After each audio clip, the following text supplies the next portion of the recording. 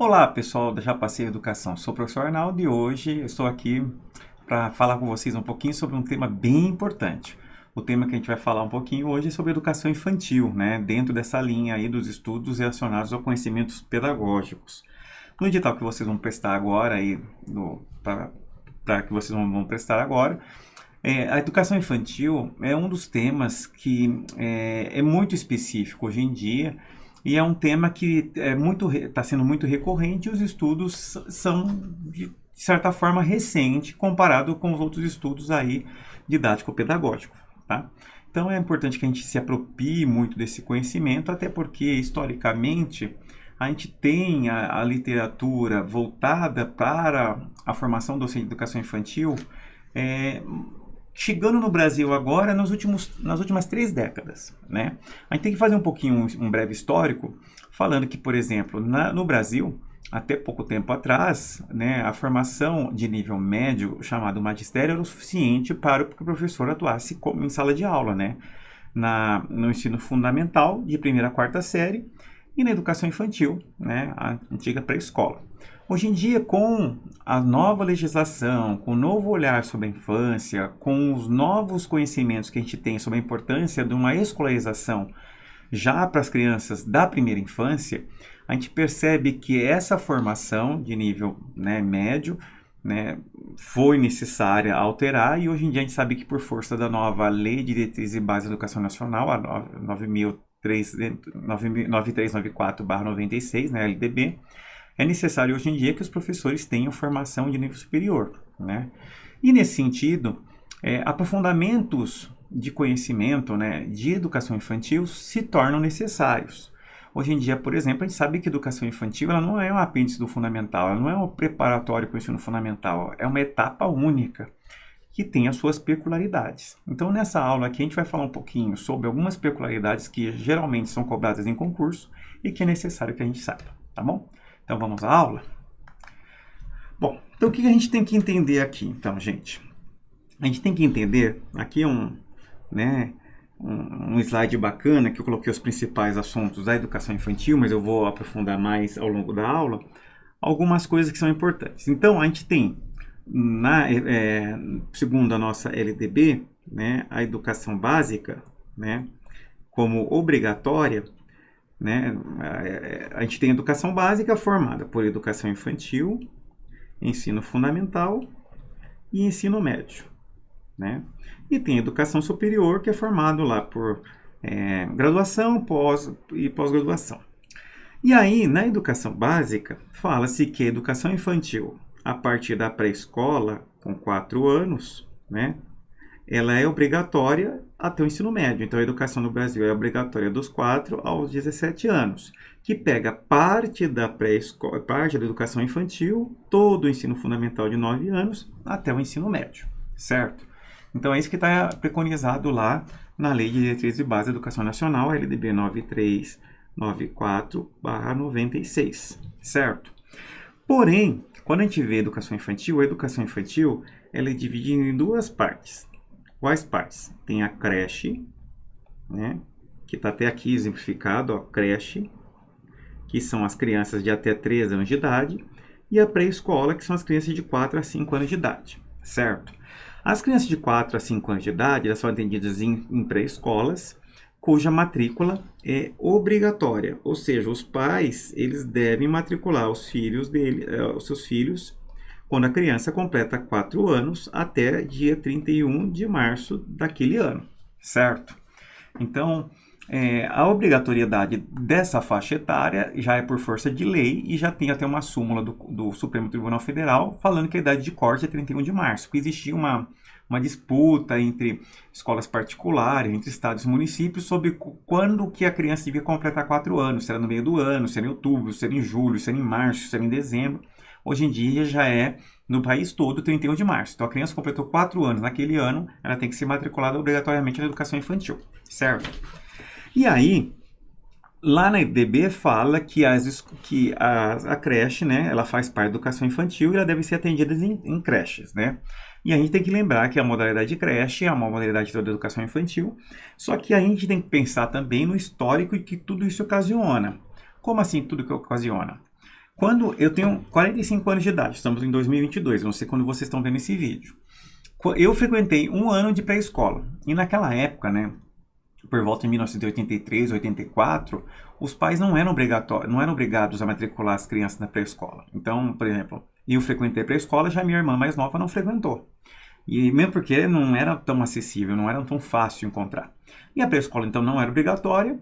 Os pais colocavam aqueles pais que achavam que era necessário para preparar o filho, né? Era prontidão, aquilo que preparava o filho para ingresso no antigo primeiro grau, que hoje seria o ensino fundamental.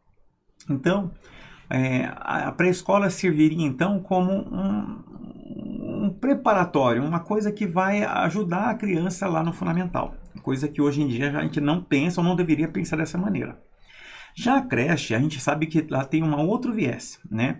A creche no passado, ela tinha um viés que achava-se que ela era voltada para secretarias de assistência ou promoção social, né? Elas não eram voltadas à educação, e aí eram muito voltadas às questões de higiene e alimentação, né? Então, para trabalhar na creche, bastava ser mulher, ser mãe, para ser uma boa profissional de creche.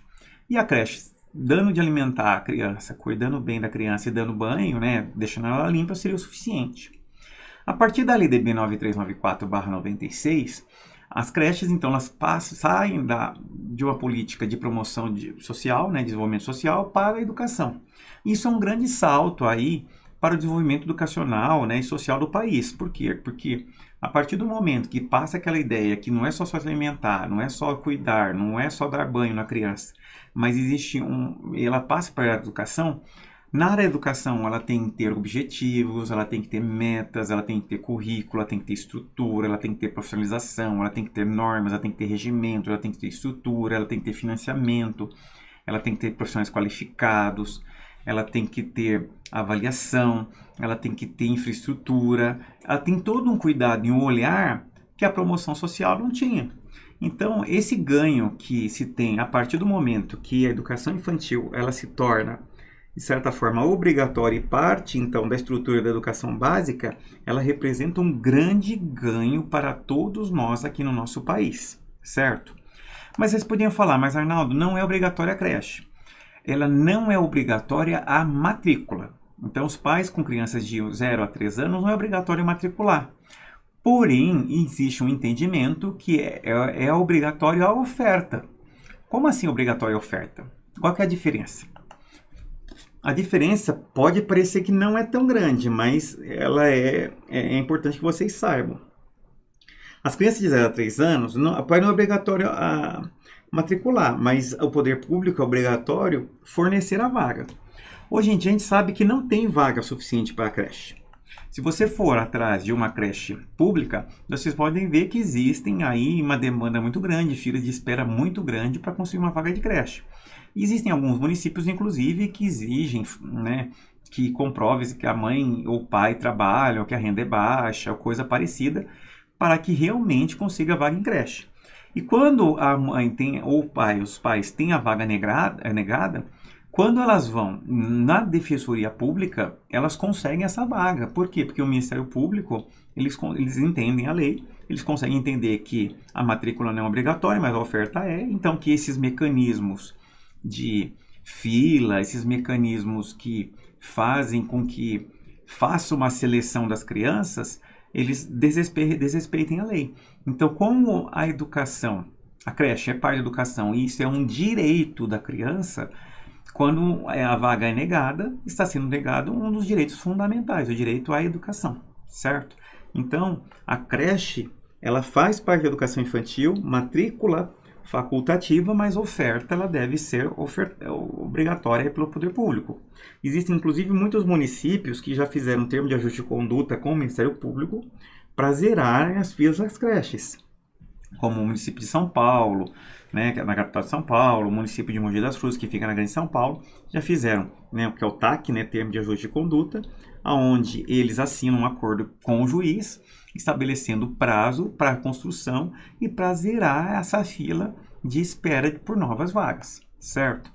Então, a gente pode então determinar que a educação infantil é dividida em creche e pré-escola. A creche, então, geralmente Para ser considerada a creche, tem que ficar, a criança tem que ficar uma permanência mínima de 7, no máximo 9 horas dentro da creche. A pré-escola pode funcionar aí com no mínimo 4 horas, né, 4 horas diárias, né, pré-escola. E a partir dos 4 anos de idade, ela se torna obrigatória. Então, 4, 5 anos de idade era obrigatório. O público-alvo, então, é as crianças até 5 anos de idade, então, do 0 até os 5, né? A finalidade, então, não é mais preparatória para o ensino fundamental, o antigo primeiro grau, e também não é o olhar só de cuidar, de alimentar, de higienizar, mas a finalidade dela é desenvolvimento integral da criança e seus aspectos físico, psicológico, intelectual e social. Ou seja, a criança ela é vista numa sua complexidade.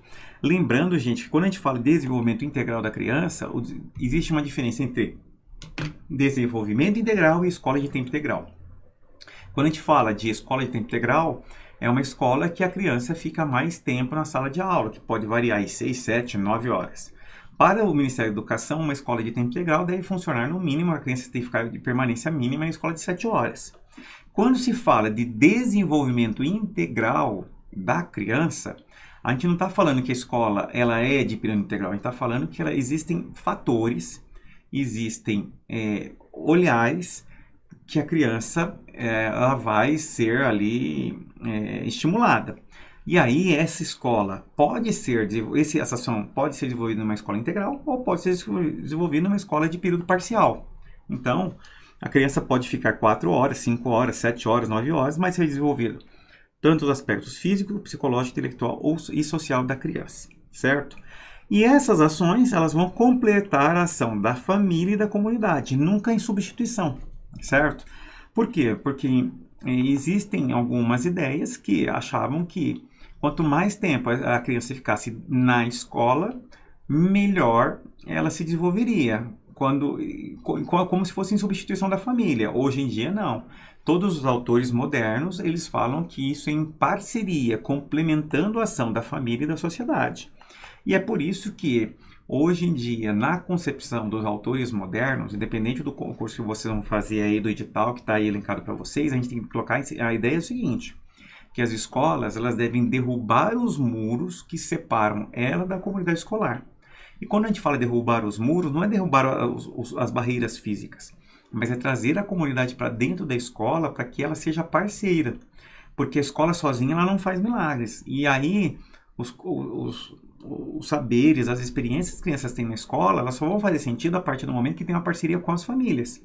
Então é importante que essa parceria ela realmente exista. Que as famílias adentrem os espaços escolares, que elas conheçam os projetos político-pedagógicos que existem nas escolas, que elas sejam parceiras e que isso seja um trabalho integrado. É claro que, na prática, a gente sabe que isso é um trabalho muito complicado, muito difícil, mas é importante que isso aconteça. A partir do momento, por exemplo, que as mães elas conseguem participar, por exemplo, no conselho de escola, conseguem conhecer a escola, conseguem saber, por exemplo, a merenda que é ofertada na escola, provam às vezes a merenda que é composta na escola, como é o padrão rígido de higienização, manipulação dos alimentos, ela vai pensar 2 ou 3 vezes antes de fazer uma crítica destrutiva quanto à alimentação das crianças. Se ela observa como que é feita uma atividade física, uma atividade voltada com as crianças e ela acompanha, ela vai pensar 2 ou 3 vezes de fazer uma crítica destrutiva sobre como é o trabalho da professora. Porque muitas das vezes o que acontece? As mães elas só conseguem ver o que está nítido no olhar delas. E muitas das vezes, quando passam na frente de uma escola de educação infantil, a única coisa que a comunidade vê, ou que os pais veem, é as crianças brincando no playground. Então é necessário que os pais tenham um outro olhar, uma outra visão de que as coisas acontecem na escola e até para ser parceiro dela, né? Então, às vezes a gente faz um projeto de alimentação saudável, é importante saber como que é feito, por que é feito. Hoje em dia, com tanto recurso tecnológico, mídias sociais, redes sociais, às vezes o colocar a comunidade dentro da escola não precisa ser também o adentrar físico, pode ser o adentrar virtual, né? De participar, de ver o que as crianças fazem, o que as crianças interagem, o que as crianças realmente sentem. Isso é importante para que realmente essas ações sejam de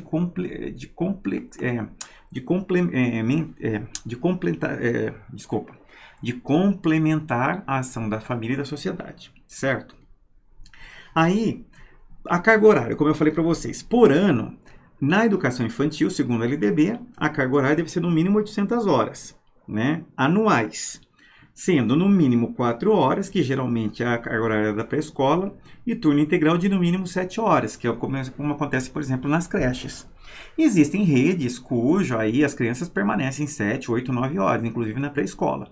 Mas, em geral, o mínimo é 4 horas diárias, que geralmente é atendidos na pré-escola, e na creche no mínimo 7 horas, que é o que determina o MEC. As regras com relação à frequência, gente. A gente sabe que no ensino fundamental, a criança tem que frequentar 75% das aulas para serem promovidas. Isso que está na lei. Na educação infantil, a frequência mínima exigida é 60% do total de horas, né? E o controle de frequência deve ser realizado pela instituição escolar. Não é passível de reprovação escolar. Então, a criança ela tem que cumprir 60% de frequência escolar. A escola tem que controlar essa frequência. Não vai ser reprovada se a criança ultrapassar, mas ela deve acionar o conselho tutelar caso essas faltas não sejam justificadas. Ou seja, o conselho tutelar deve ser acionado caso o direito da criança a frequentar as aulas não for respeitado e se não tiver uma devida justificativa. Já a avaliação, gente, a avaliação ela deve ocorrer, né, mediante acompanhamento e registro e sem objetivo de promoção, mesmo para acesso ao ensino fundamental. E a gente vai ver daqui a pouquinho, nos próximos vídeos, como que é esse acompanhamento e registro.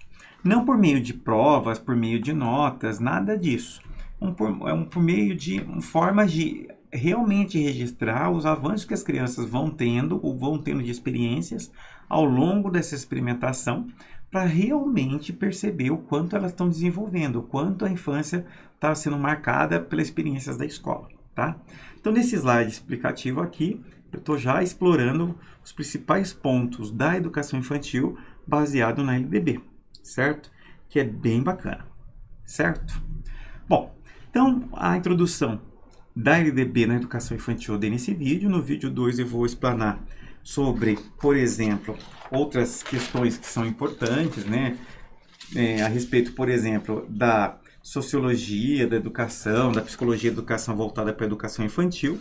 Vou falar também um pouquinho da sociologia da infância e algumas perspectivas estruturais aí que é bem interessante que a gente compreenda como que a educação infantil é pensada ou imaginada para os nossos dias atuais, até para vocês se prepararem melhor para o concurso de vocês, tá bom? Finalizo o vídeo 1, mas eu vejo vocês no vídeo número 2, tá bom? Até mais. Tchau, pessoal.